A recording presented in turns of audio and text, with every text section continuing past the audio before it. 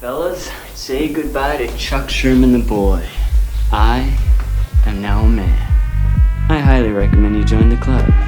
We are doing the wild thing all night. Acid house music. Hey, what's up, everybody? This is Sherm. Sherman, I cooked all this food. Is that all you gonna eat? General Sherman realized and understood the importance of house music. So, do you know anything about techno? No. Listen. Get it on. Hey, what's up, everybody? Welcome back to another brand new episode of Sherm in the Booth. I'm, of course, your host, Sherm. Today is Wednesday, September 2nd, 2020. This is episode 125, 125. Geez, as I just said that out loud, I realize how fast this year is going. It's already September, and I'm already a quarter of a way through the next 100 episodes of Sherm in the Booth. Woof!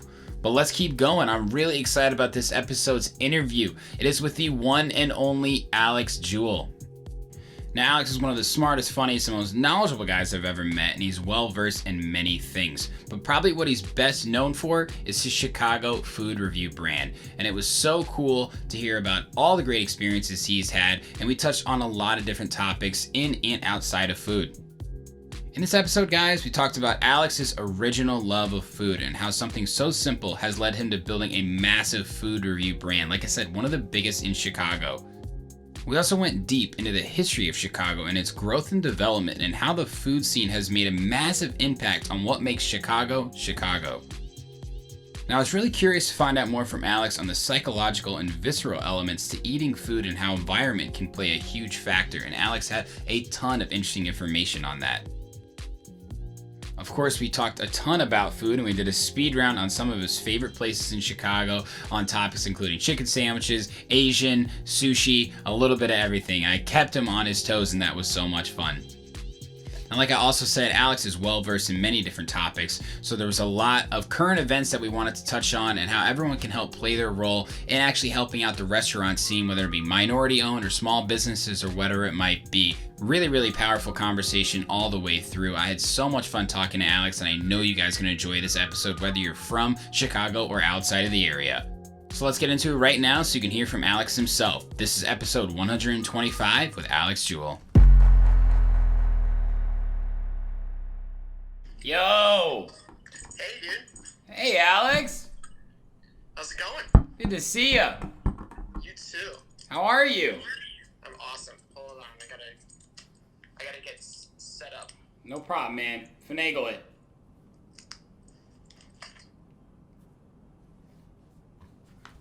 Hey, Arter.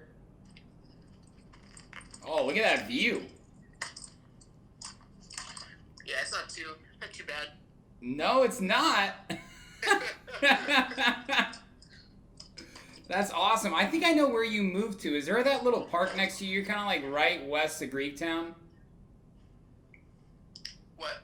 Are you right west of Greektown? Is that where your location is? No, I'm at like Clark and Polk. Oh, a little south. So, like Dearborn Station. Yes. Yeah. Nice. How long you been there? Since 2016. I thought you just moved. Didn't I see a video of that recently? Yeah, so we moved. This is my fourth unit in the building. Oh, same building. Yeah, same building, but I keep getting promoted, so. I started on like the 8th floor, I went to the 9th floor, we went to the 16th floor, and then they literally paid us to move up to this floor with a better view because this company bought out the whole floor on 16. What? Yeah. Yeah, they bought the whole thing out because they're like, it's called Casa, and it's like an Airbnb kind of thing. Oh, I've heard of that actually. Yeah, they try to market more towards like business people. So you have people who are there for like a month. But then you also have the people who just like rent it out for a party on the weekend and it gets crazy. Oh, jeez. So it's like short-term rentals then. Yeah. Oh, dude, I should wear my Sherm hat. Oh, yeah. Yeah, hold on. We're gonna change hats. We're going on a tour of the apartment too. Yeah, we're going on a little adventure. Is West Loop Soul there with you? No, she took the puppies Poppy's out. This is where she would be. This is our new plant. Very nice. All right, where did I put? I know you love your hats. Yeah, your head is somewhere. I feel like we still haven't done very much with our actual. There you are. Yeah. All right, let's do it. I don't think I've ever interviewed somebody who has a Sherm hat on too. This is special. There you go. Wow. You still got the Alex drip too. Like, it's still your style. It works. Yeah. Well, I was worried that I was losing my hair. And then it, like, after COVID, I don't know, I guess just being locked up inside brought it back. Now I can't get it cut. Dude, I didn't get my hair cut for like 3 months, and I realized that when I started like kind of growing up, I grew up in the area where the fade became popular. Because I forgot my Jewell used to come out like this with little curls coming out to the side here. And I was like, oh yeah, that hasn't happened to me in a long time. The curls happen on this side, and like the straight, I don't know. I definitely have some like curls underneath. Your hair is long, man, especially since I last saw you. Wow, look at that. Sherm hat connection. How's it feel, Alex? That's a good screenshot, huh? That is a good screenshot, yeah. We'll save that one for later. Dude, how are you, man? What's up? How are you? I'm killing it. Just like eating a lot. Yeah. Not going anywhere. Yeah. The Hanging out. dream, right? Doing what you do best. Yeah. Well, I mean, it is weird because I was like, part of how I justified how much I ate is that I used to just go I was doing stuff all the time. Right. I'd walk everywhere. Like, we would, no matter where we were at dinner, we'd walk home the full way. Right. So, you know, it's definitely a huge change in lifestyle for sure, of like being everywhere all the time, and then now just like being everywhere all the time virtually. Yeah, man. So, You've been. Yeah. I want to tell you right away. I've loved what you've been using your platform for, Alex. Obviously, we share a lot of the same views, and it doesn't even have to be political. It's just humanitarian, and I really respect the messaging. It's the human element, you know? Yeah, man. Like you're spreading information, and there was a lot of misinformation going around for the past couple months, and I always knew I could go to your page. Not only for great food advice, but also for factual information on what's going on in the world. So props to you there, sir. Thanks, yeah. No, it's hard. I mean, we're in the digital age, and, especially like a generation above us and then the boomers above them, they weren't prepared for this. Yeah, yeah. They weren't prepared for the onslaught of just, mass information where a good bulk of it is not reliable.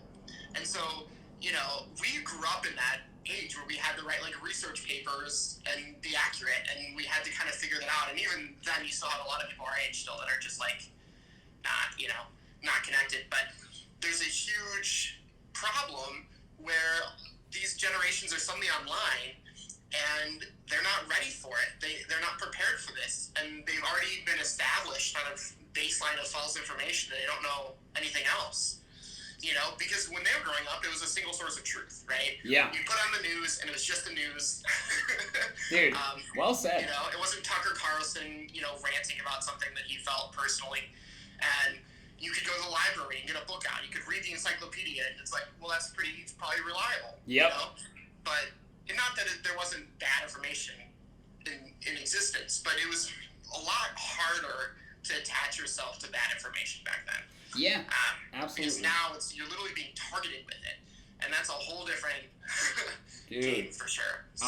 I mean, it has just been crazy, the world of social media. I actually, me and you, of course, this is really how we've built our brands and our name. I had to take time off it there for a little while because it was like a minefield, right? Like, yeah.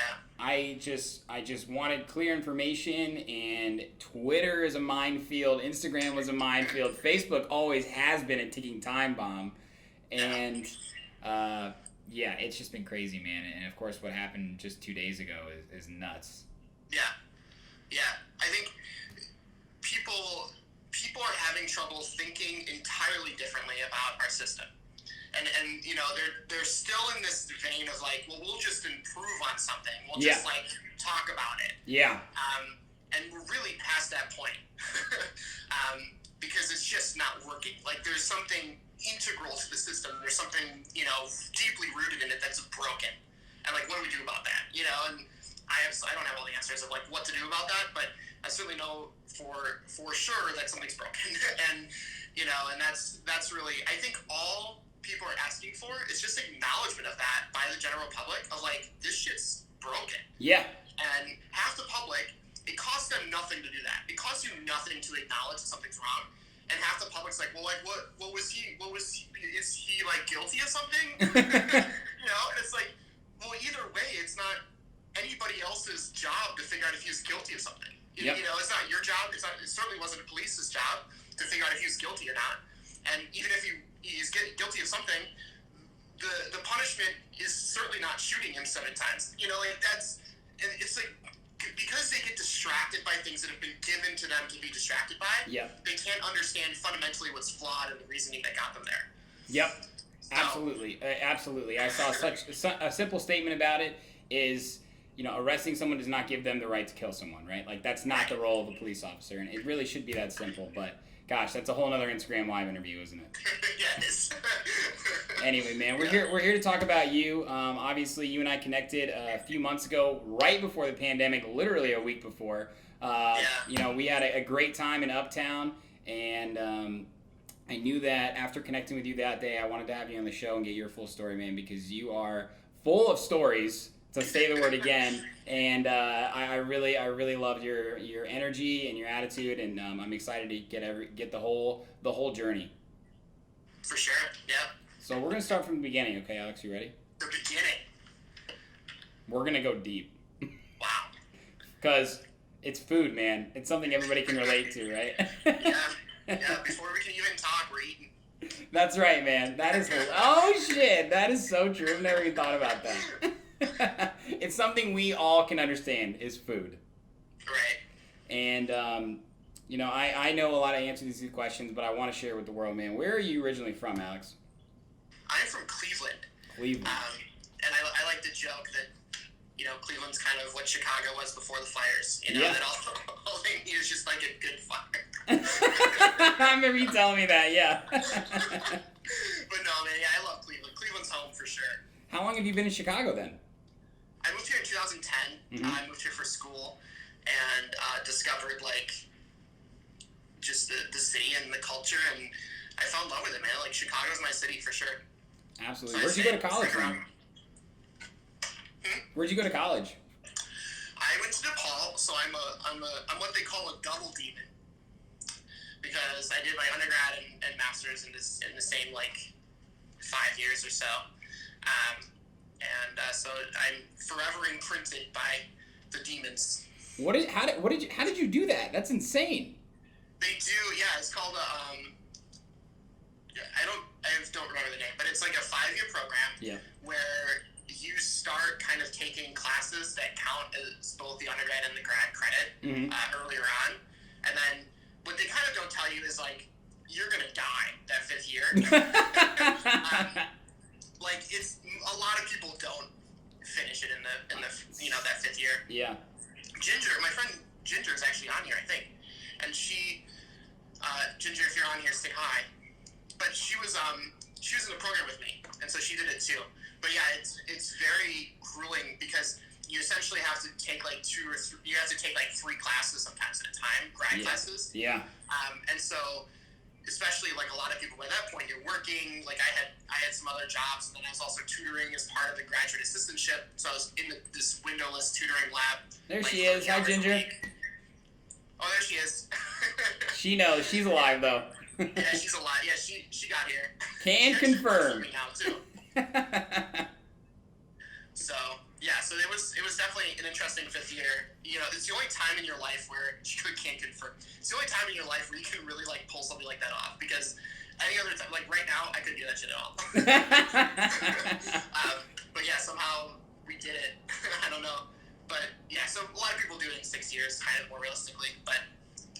Of course. Well, then when did this Best Food Alex, or the Best Food Alex brand start? I know there was kind of a journey from Best Food. I think you remember you mentioned something about some guys in Michigan. What was kind of like the story there, the timeline between maybe when you got to Chicago and the brand started? Yeah, so I wasn't really like doing stuff with food until like 2013 or so. Is really when I started zeroing in on food, and back then the term influencer wasn't a thing. Like nobody was like, I'm an influencer. It just wasn't. We weren't using that terminology yet. Yeah. I think maybe there was like an article that called Kim Kardashian an influencer, but it like wasn't a thing yet. Yeah. But around that time is like when a lot of people were leaving. They were just leaving media conglomerates and big media organizations because they just didn't trust those opinions. They knew that there was sort of another agenda there sometimes. They didn't feel like they were responding to stuff by real people. Yeah. And so in mass, people were starting to follow like real people on Instagram, particularly. And they're doing it through hashtags and things like that. And so I was working in nightlife around the time. Yeah. And I was just out a lot eating. I'd like post a picture of like, sushi or something in River North, and I'd use certain hashtags. And I started noticing that like people I didn't know would follow me. And it was a little bit thrilling because you're like, oh my God, like I don't know this person. So it was pretty cool. Like it just sort of happened out of nowhere. I was just sharing stuff. I noticed that food always did the best, better than like, here's my dress shoes at, Soundbar. Like nobody really gave a shit about that. But, when you're like, here's a New York strip with like butter glistening and stuff like that, like people are like, yeah, that's what I want in my mouth. So, yeah. It just sort of took off. The Channel 5 News reposted some of my pictures in 2014. I got invited to my first event in 2014. It was me and the Tribune and all these real media people. And I just remember feeling like an outsider because I was like, man, I hope they don't like ask who I'm with or like see my iPhone. But yeah, it's been a journey, man. Like it changes all the time. That's incredible, man. And when did actually Instagram launch?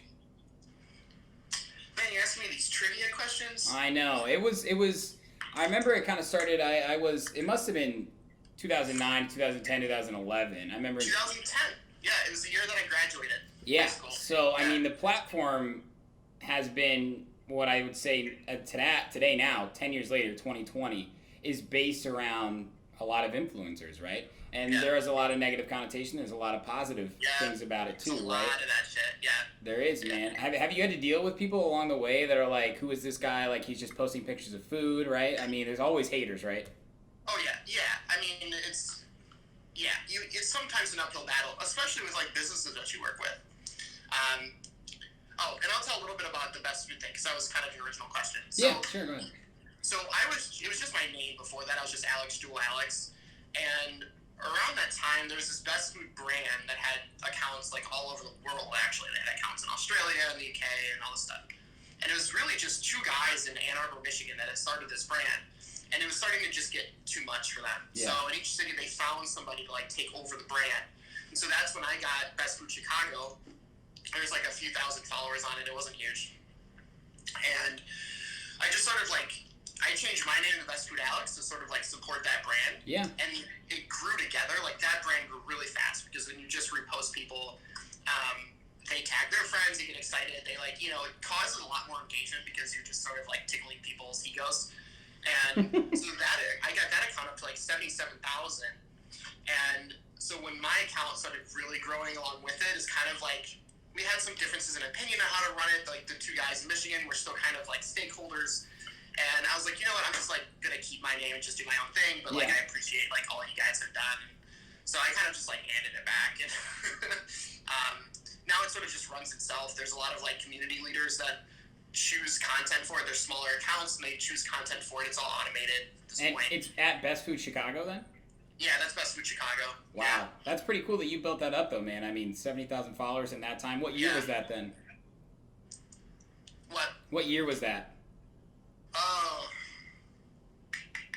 that was probably 15 or 16. Yeah, 2015 or 2016. So you were really getting the hang of it. Account. Yeah. What? You were really getting the hang of it though by then, Alex, obviously. Yeah, that's when you started seeing like thousands and thousands of people sort of just like flocking. Food was taking off. The Chicago food scene was huge. You had, people like Stephanie Azard, like kind of growing the like food community in Chicago. West Loop started bustling. Yep. And River North was still always a hub of it. Yeah. And food is just taking off, and Instagrammable food was taking off. Yeah. So a lot of it was like right place at the right time, and so that's how we got here. I mean, that's awesome, dude. And listen, I know how hard it is. I'm still trying to grow this media brand, and we're in this digital age where it can be your biggest strength and weakness. And that's why I kind of mentioned, like, there's always people hating out there, right? Because in any sort of creative field where people can have it's an opinion. No matter what you do, man, they're like, it sort of goes with the territory, and I crack up a lot because people just, the larger you get to, the more like just weird shit that you deal with. I have like a whole group of followers that they're just like Trump supporters who just follow me just to like, they only comment on the political posts I have, like just to be like, and I'm like, you don't have to follow, like nobody's making you follow me, but it's almost like you end up with this weird like frenemy relationship with them where you just know them for a while because they followed you for a while, they respond to everything, you disagree on everything, but like you kind of have like a soft spot in your heart for these terrible people. And then you also have like I have people that they kind of get upset about fair things, but it's also like things outside of my control, where they're like, you're using too much plastic in your videos, like I'm very upset about. And I'm like, I can't, the restaurants bring me plastic, like I get it, but like also I'm not bringing my own like little silverware pouch. Like what I've always liked since I've been following you is kind of the authenticity behind it, right? Like you're not some, like, you are a great guy, but you're not just some like person in LA or New York, not that there's anything wrong with that, but just like doing it and moving it on. Like, I really feel like I'm there with you when like you're talking about the food, when you're explaining the food. And from when I actually did it with you, it was really cool to see your relationships with the people who are cooking the food and own the restaurant, right? That's everything. Yeah. That's everything. And I wanted to ask you, sort of like, in a city like Chicago where it's the Midwest, right, but it's still a melting pot, what do you think is the reason why the Chicago food scene has grown so much? Is it the people who are in the kitchen? Is it the people that are building these businesses? What do you think makes Chicago Chicago? I think what makes Chicago Chicago is the fact that, I mean, honestly, it goes back in history. Yeah. You look at like the World's Fair, and you look at like sort of the culture that was established here for all sorts of things, like business and culture and food, and you see the way that it, like, you ended up with the passion for like just creating something good, but you also have the like Midwestern comfort and homeliness to it, and then you also have like the business of the East Coast, and you have like the progressiveness and like willing to be creative of like the West Coast. Yep. And you have like all of that sort of like melted together in this like metropolis on the lake, and it's it's that's what comes in the food, right? Is that we're world renowned for a lot of things, and that speaks in like that culmination of all the best parts of the rest of the country just in one place. And I think that's ultimately what makes Chicago Chicago. Yeah, absolutely, man. And those sorts of things, right? There's like the grit to it too. Like, we've had to build this thing from the ground up several times. Several times. Absolutely. And that however long ago it was, it still speaks a lot into the culture that we have here. Yeah, I would say the foundation of Chicago is literally built on mud. Like, when the settlers came over here, like, there were a lot of people who didn't want to build Chicago because it was so difficult to actually build a city, right? And then you mentioned the fire, right? Like, it's been through a lot, and I think the city, although it's world-renowned, it's one of the biggest cities in the world, it's still underestimated for the trials and tribulations we've been through. And I think that still culminates in the food, right? Yeah. And a lot of the other, like, the rest of the country doesn't really get it, right? Because the way the media kind of spins it is like, oh, it's this violent, terrible, corrupt place. And we have these issues. Sure. But what's amazing about Chicago is even though we have some of those, admittedly, they're faults of Chicago. They're things that just aren't working very well. But despite those things, maybe in spite of those things, we've established something that the whole world can be proud of and like excited about. And you see it just in the way people visit here. I know very few people that have visited Chicago, at least people that I've known that I've like met up with and shown around. Yeah. I know pretty much no one that has come here and not had a good time. and like not fall in love with the city. Yeah. And, you know, obviously there's other great cities around the world that you get that same feeling, but it's obviously not the same feeling. You know, it's like, there's something about it that, like, leaves people just wanting to be here, you know, and that's, like, a really cool thing. So.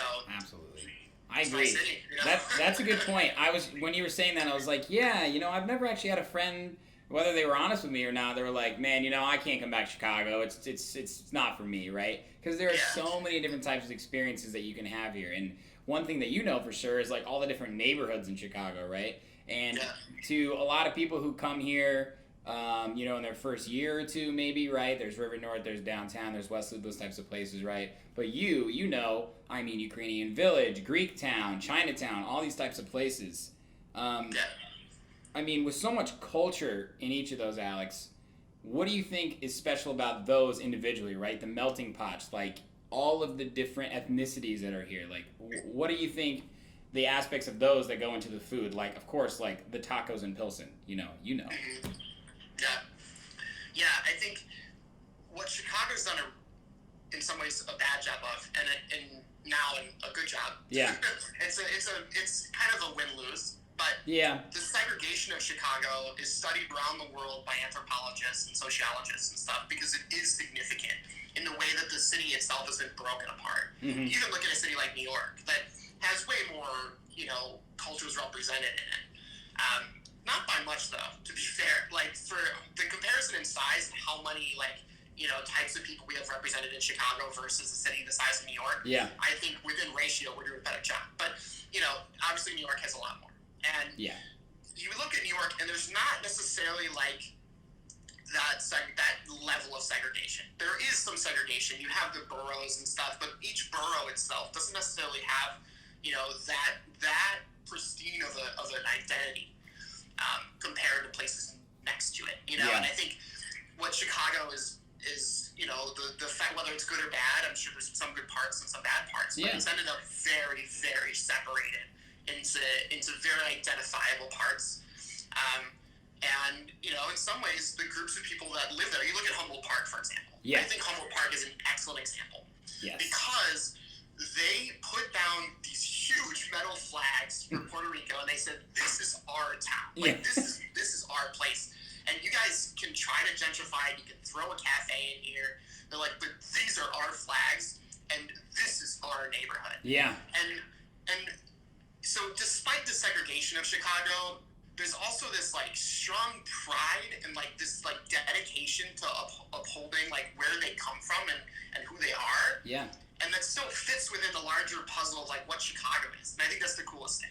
So yeah, there's challenges of it, and there's problems with gentrification, and there's problems a long time ago of the segregation that's caused this. But I think we've sure as hell made the best out of it, you know? It is a double-edged sword. I think that's kind of the over-encompassing point there, right? And you're right. But at the same time, it's such a special city in regards to how it actually is separated too. But very good point there. And that's really interesting. I had no idea that there was so much deep study going on with it, but at the same time, not surprised. So one thing that I want the people to relate to is something we always talk about, right? Would you rather go to a place with great food and bad service, or good service and bad food, right? And I know you've probably experienced both. My question to you, is it possible to have both? And where have you been where you actually felt like you got the best experience? The best, like wow. Objectively, out of everywhere I've been, the best experience. Well, it doesn't have to be every place. You've been a lot of places, but I guess the question is, can you have both? How do you do both from your experience? Yeah, 100% you can have both. I think sometimes it takes like the privilege of having enough money to do both. You know, you see a lot of like hole-in-the-wall restaurants that like could give a shit about service. Exactly. And they don't need to. You know, like you've got places like Kokoro in River North that have like excellent Japanese. It's easy to miss the place. You can walk past it. You don't go there if you're in a rush. Hands down, like don't eat there if you're in a rush. We've got like a Chinese restaurant called Grand Palace. Yes. It's near Bridgeport, and it's like bomb food. Like it's just, you feel like you're in this family's home, and they're making you like, you know, just what they would make for themselves. And like, you're gonna be there a while. And like, they're not always there to like make, you know, to smile at you and exploitation. That's not what they're trying to do. Like they're trying to make good food and make a living doing it. And those are the kind of places that really kind of warm your heart, as long as you're not like an asshole. But there's plenty of places that do have both, and they're able to kind of pull both off. And it's simply because they have maybe the funding to have just as much investment in the back of the house that they have in the front of the house. Of course. They're the places where you can actually use those two terms to describe the experience. Yeah. And I think at the end of the day, it's possible, but it is somewhat of a, it's somewhat of a privilege thing to be able for them to have the resources and like the people around them to do it.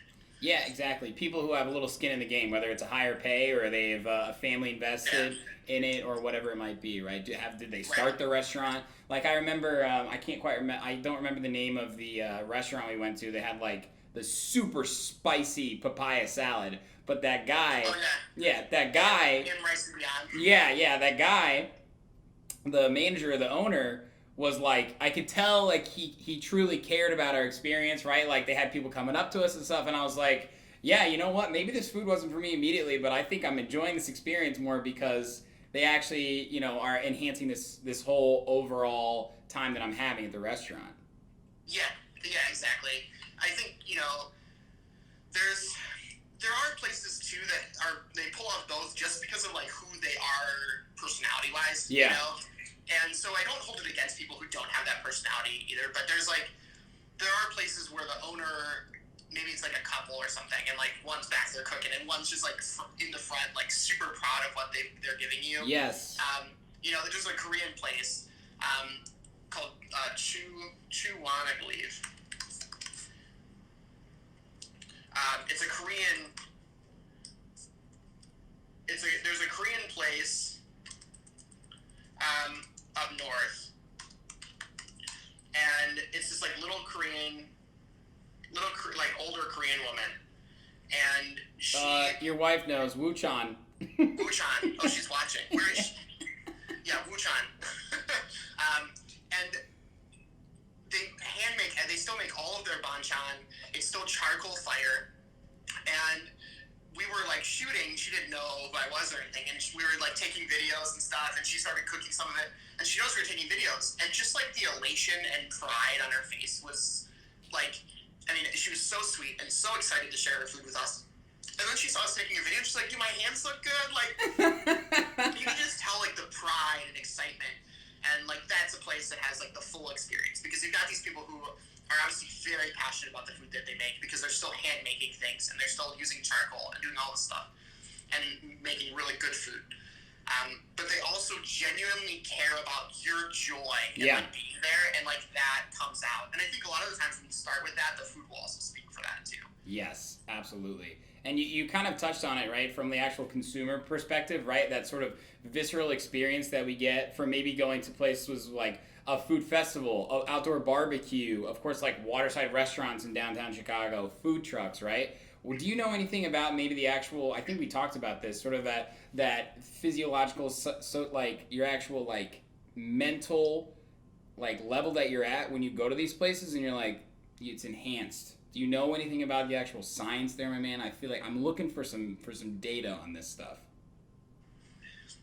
So wait, let's back up a second. So you're talking about like what's the psychology of like different experiences? Yeah, like if I go to exactly. Like if I go to an outdoor barbecue and I smell the barbecue, right, and I'm in the environment, rather than like if I went and made it at home. Of course, there's an invaluable aspect of making your own food, right? But what do you know about the actual like science behind those sort of things, and is it enhanced in any sort of way from the actual like visceral standpoint, like I said? Yeah, well, food. A lot of what we enjoy about food is cultural, right? And that burns certain pathways, releases certain synapses in your brain that are fight. You look at like the way adrenaline's released when somebody eats, and like there's so many chemicals and hormones that are released just enjoying a meal, and the experience of doing that in certain contexts that are, remind you of something, that are involve other people. Yeah. And, like there's cultural significance of doing it that way. The combination of all those things and the serotonin that's released and the adrenaline of it, like those things are ultimately what what define enjoyment. There we go. Right? Like that's what happens. So if I just like warm up a lean cuisine in my apartment and you're just sitting there alone, like digging at some watery lean cuisine, like that's not releasing, that's survival. If I don't eat this right now for dinner, my stomach's going to make noises and I'm going to be very uncomfortable. That's it. That's all it is. But when you're at a barbecue with friends, or you're like going up to a food truck and you're like meeting the owner and you're like grabbing something that this person's created and it's like their livelihood that you're like contributing to, and it's like it maybe even feels exclusive because you like track this food truck down or whatever the psychological elements of it are that creates the whole experience. Those are ultimately what's releasing the chemicals and make you feel good about it. Not just the taste, obviously. Yes, that was the answer I'm looking for. I couldn't formulate the question, but you came away with what exactly I wanted. Thank you, sir. Because there's that whole... I'll send you an invoice later. Yeah, no problem. Sounds good. I figured I was going to get charged for this interview anyway. Yeah. Of course... Talking about influencer stereotypes, right? Yeah, oh my gosh. That's hilarious, man. You imagine having an influencer on and then like you get a bill for it. Oh man, I wish I could say I wouldn't. Advertising. I wish I could say I wouldn't be surprised, but you know how it goes, man. Alex, one thing that you've been doing a great job, like I said, of course, is still continuing to do your thing. I know you do have a condition where you can't actually, you have prior health conditions, you can't go out. You've still been ordering a ton of food. Before I ask the main question, have you had any places that you can't order because they don't deliver that you're missing?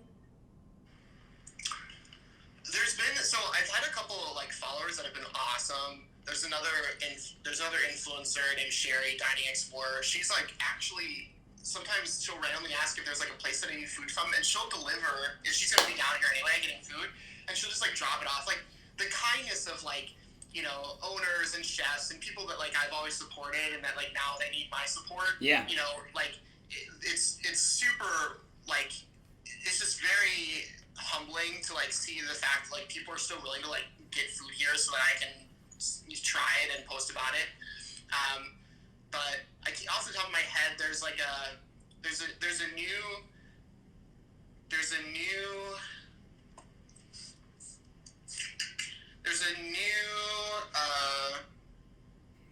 We're looking for West Loop Soul again.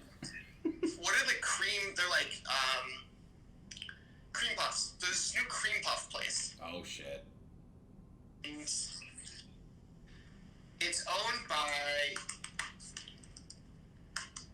IDJF or whatever. You know what I'm talking about? Yeah.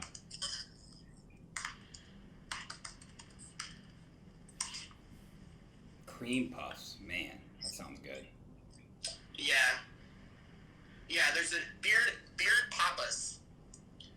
So there's this new place called Beard Papas that just opened up, and I haven't been able. They asked me to come like swing by, and I was like, I can't, but I like this. These look so good.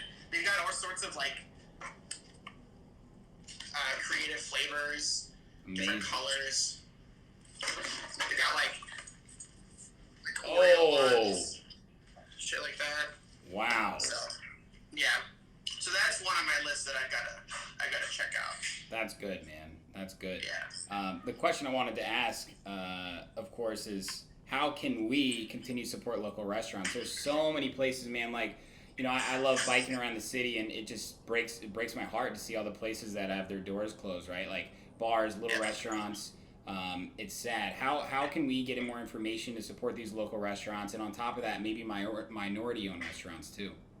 Yeah, like that's a huge focus that I've had lately. Is like there's so many black-owned restaurants that are maybe a little bit further south, and that like people, you normally you're like, yeah, I like this place, but like now having that like different dimension to how we're thinking about food and thinking about supporting businesses. Yeah. And so honestly, following people like me, there's an account called Black People Eats. Oh yeah, you've shared them. I think I followed them. Yeah. Yeah, and that's just like good shit. Like it's just like supporting a local black influencer who's like supporting as many black restaurants as he can, and like that kind of stuff is awesome. Like that's a way to really know where to order from.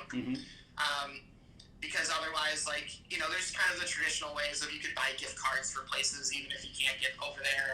You know, you can, a lot of them might still have, like, active GoFundMes that you can contribute to. Yep. You know, these are really, Dish Roulette is still doing, like, they're doing random $500 giveaways here and there to like a restaurant that needs it. So you've got places, you've got accounts in places that are doing what they can. And really, it's just a matter of just eat, you know, like, just order food and eat. Because, you know, I know what you're talking about. Like, I've seen videos and pictures of people going through Chinatown, for example. And you just see every other door is just boarded up because Chinatown was one of the first hit because of all, like, you know, people suddenly became super racist towards Asian people. And really, it was fucking Chad at the beach spreading coronavirus all over the place, and people were like, I'm not going to go to Chinatown, you know, like, so, you know, it's like, Chinatown got hit not only with coronavirus and with the normal business stuff, but they got hit with immense racism, you know, even if it was implicit where people didn't even realize it, they just weren't supporting it like they used to, and a lot of these businesses are already selling stuff so cheap, their margins are pretty low, you know, and so they just took it the hardest, man, like, you know, the Chinatown restaurants are not the ones bringing in millions of bucks. Like, these aren't the restaurants that can handle that change in business, you know?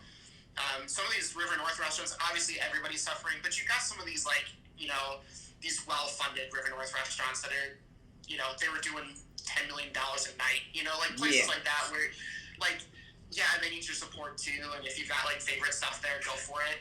But right now is the time to support, like, the smaller places, the mom and pop shops, you know, the ethnic restaurants, and, you know, the minority owned restaurants. That's really where a lot of our support's got to go. Yeah, absolutely, man. And that's a very good point too, is those places that really do need it, because they're working on slim margins. I mean, there are so many industries that have been hit hard, right? I mean, the music industry, of course, festivals, shows, those are all canceled. The scope of a lot of different industries are changing.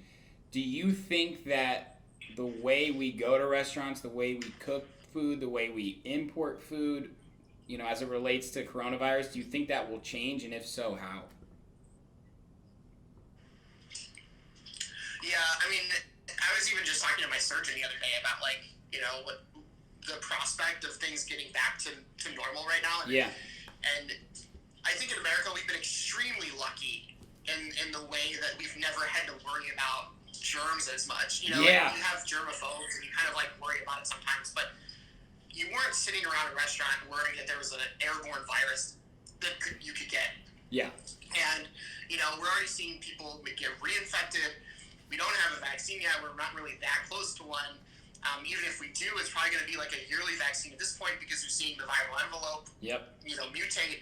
And so we're looking at a relatively severe shift in culture for the long term, because this isn't the last one. No. Like, this is a warning shot of, like, viruses globally are continually mutating and evolving to be worse. Yeah. And globalization, however great it is, causes, you know, the possibility that before something's caught, it's spread around the whole world, you know? And so I think we're looking at major changes in how we live and how we think about the places we go. Like, I wasn't a huge fan of, like, touching people and, like, handshakes before, but, like, I think, like, right now the elbow thing is going to be cool, you know? Like, it's just, like, an elbow here, a little bit more distance in restaurants, being more cognizant of when you're wearing a mask. Like, these are things that we're going to have to get used to because it's not necessarily, these aren't temporary. Right. I think that's been kind of the biggest crutch, especially maybe even the difference between, I mean, every day it seems different. I think I just saw today that, I don't know if it was Lightfoot or Pritzker, but you actually have to wear a mask when you're at restaurants now too when the waiter comes over.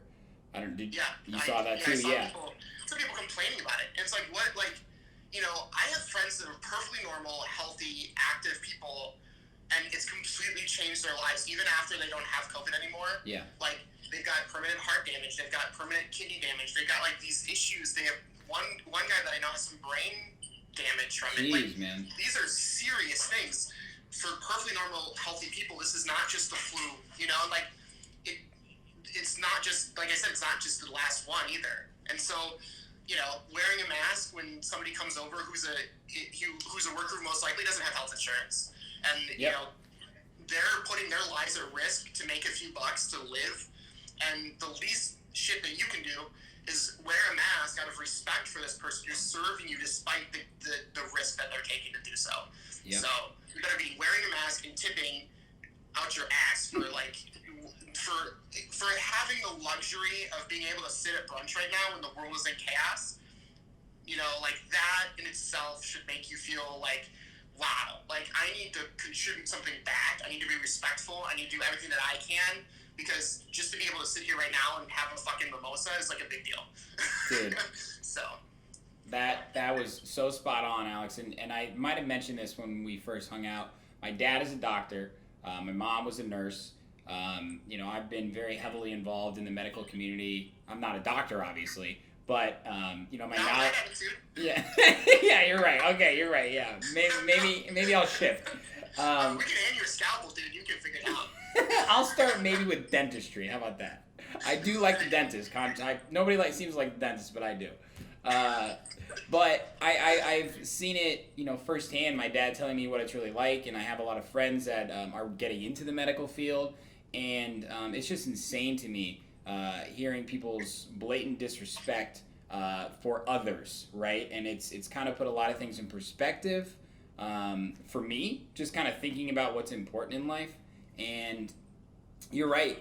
And we have to do everything we can to help. And that's why I wanted to ask about my minority-owned restaurants. Like, how can we all be safe? And honestly, when it comes down to it, man, you said it perfectly.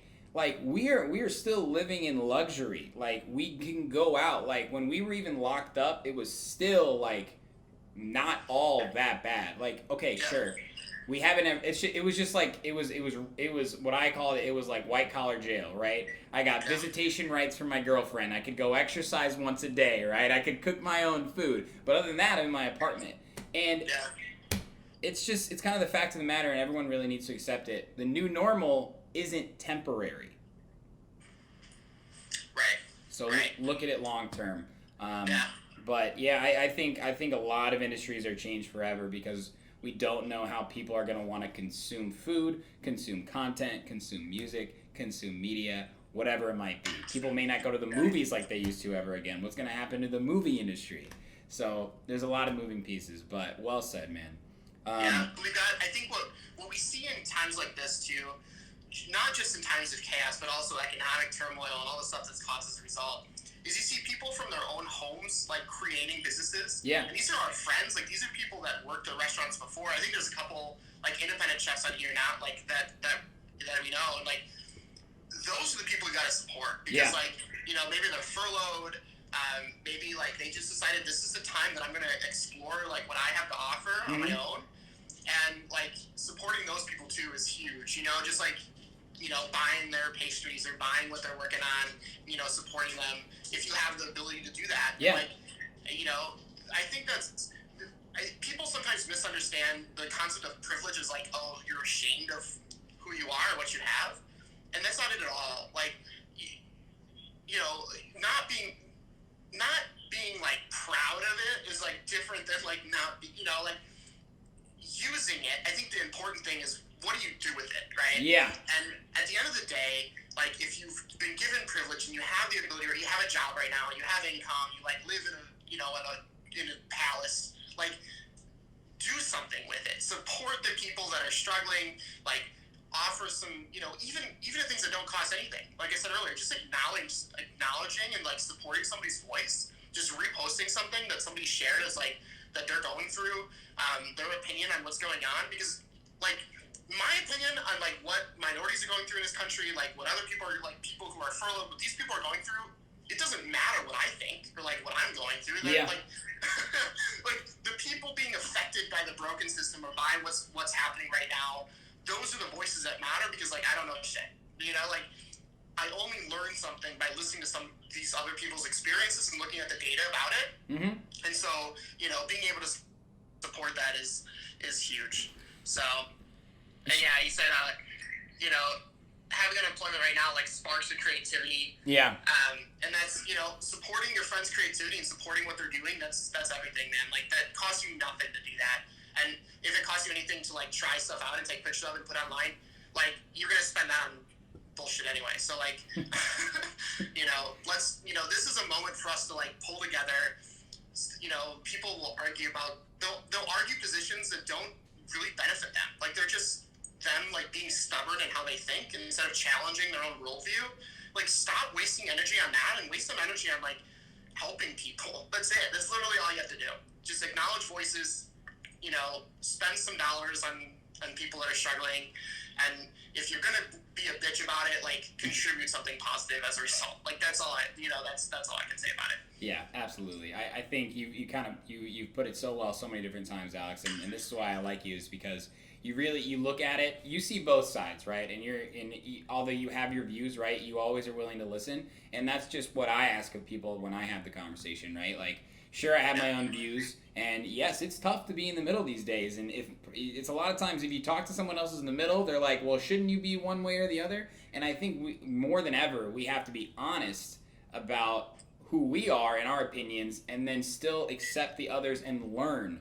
And that's what I've seen a lot from, which has been very encouraging. But there's always going to be people who aren't willing to change, right? And I think we'll just they'll roll over, and times will change, and we'll figure that out. But it's important to have conversations like you and I are having right now, because there's a bigger message and issue at hand, and it's not I can't go to the bar with my friends and rip shots next to each other right now, right? Yeah, right. Yeah, and like a lot of people I think were kind of shocked. I've lost a good amount of followers just because of like what I'm talking about, and because I did overnight kind of go from like sex jokes and burgers to like real shit and burgers, and I add humor, and like I'm still myself. Like in fact, I'd argue I'm more myself and like the content I'm producing. But there's a certain point where you can't just sit around in your luxury and like ignore what's happening in the world and what's affecting a lot of the people that follow me. Yeah.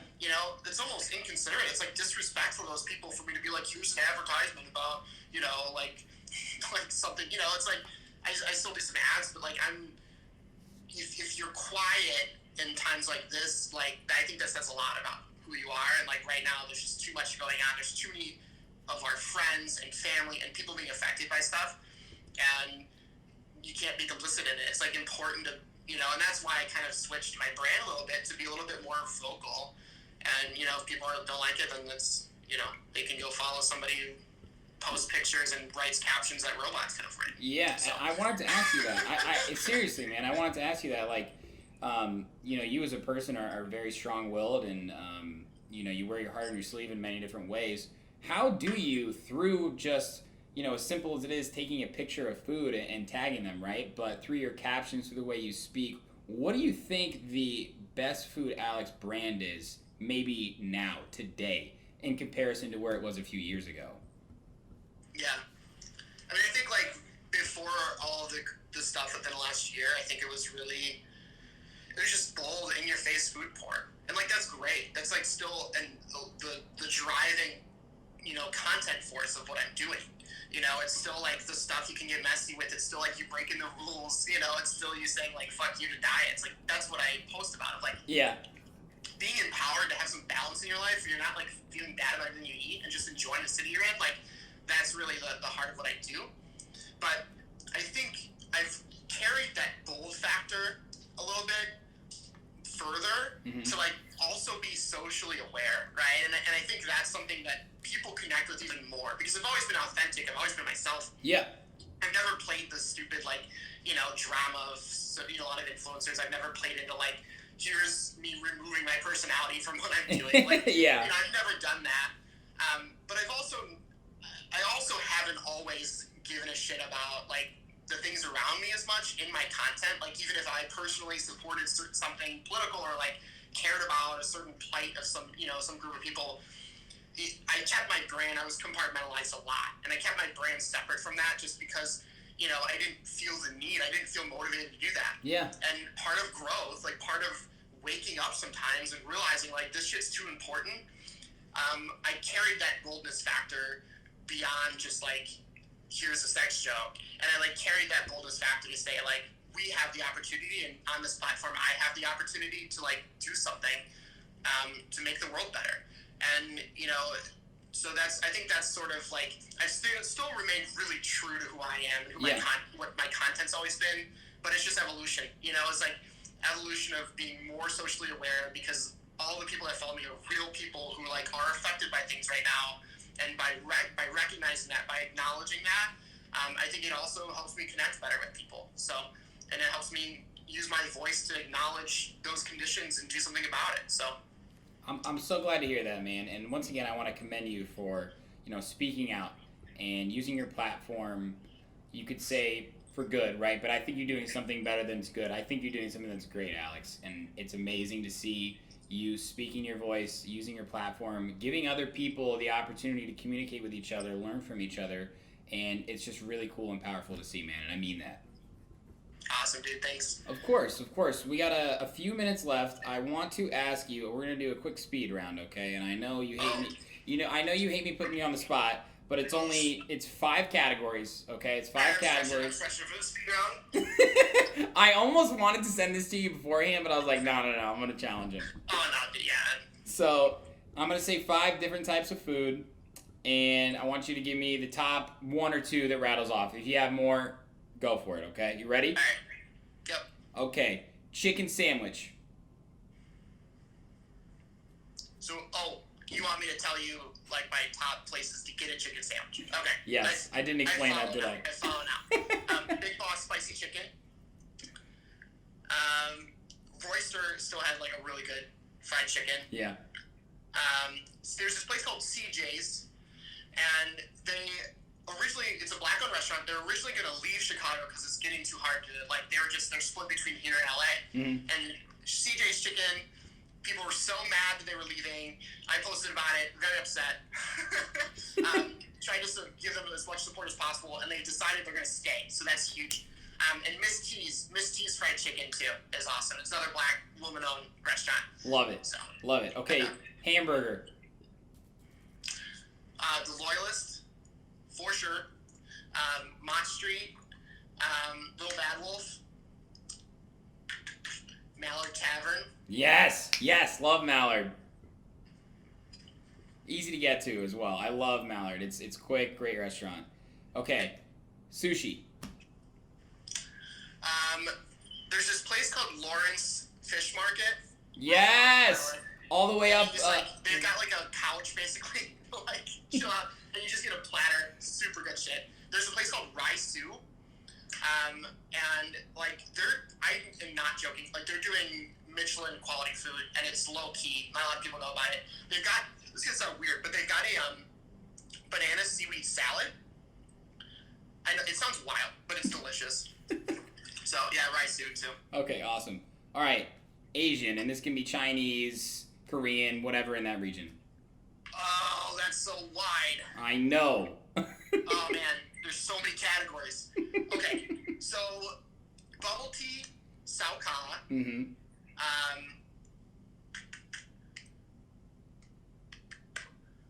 Oh my god, I'm trying to narrow it down in my head. Dim sum, Sai. Uh-huh. Szechuan JMC. Mm-hmm. And Chef Zhang is good too.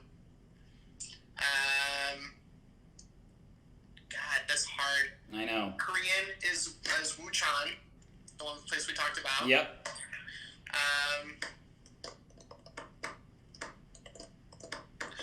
Pho is Pho 888. Remember we were up in Uptown. I think I told you about it. Yeah. Yeah, there's so many categories. Grand Palace is one I mentioned a little bit earlier. Yeah. Grand Palace is fantastic. You feel like, it's Hong Kong family style kind of food. Mm-hmm. Delicious. Love that. Yeah, I can share a link later. I did a whole guide for kayak.com on Chinatown restaurants. So I'll give that link too. That's also, it kind of is pretty extensive. Amazing. Okay, last but not least, and we could probably do this another whole hour Instagram. Mexican. Okay, so that's like, I'm killing you. okay, so La Vaca Margarita Bar. Okay. Fantastic. Okay. There's also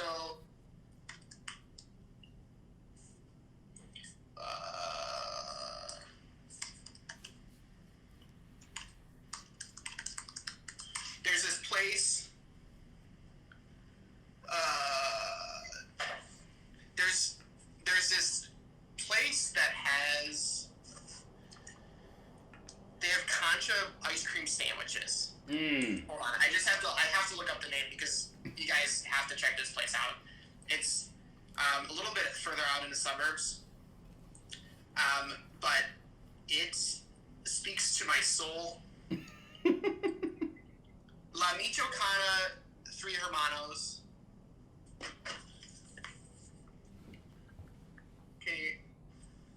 Yeah, there you go. Yep. There it is. That's the shit. So they're amazing. It's like these brothers, and they hand make their own ice cream. They've got like the mango natas, like that kind of stuff. Yeah. Yeah, I mean it's good. So that's a good place. There's one other place I want to mention because their burritos and tacos are like amazing.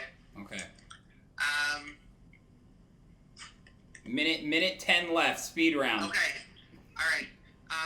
Taqueria El Rey del Taco number 2, and this is like the burrito. Oh my god. Yeah, it's fantastic. So yeah, La Vaca, and these other 2 places, they're on my feed, so people can find. Man, Alex, thank you for that. That we're gonna clip that and share that for sure, man. I wish Instagram didn't have a limit. It's pretty annoying, but Is it only an hour? Yeah, it's ridiculous. Don't man. they know who we are? Dude, I was gonna say we need another hour. But 30 seconds left, man. Alex, right. Massive shout out to you again. This has been such a great conversation. One more time, I just want to acknowledge you for using your platform for all the right reasons, and that's food and love. And dude, I got a lot of respect for you, and this has been a great conversation. Oh, thanks, dude. I got a lot of respect for you too, and we've got to do more as soon as the world is like not back to normal, but like safer. Yeah. And we've got some guidelines and shit. We got to do another food tour. Check out another neighborhood, one of the great neighborhoods.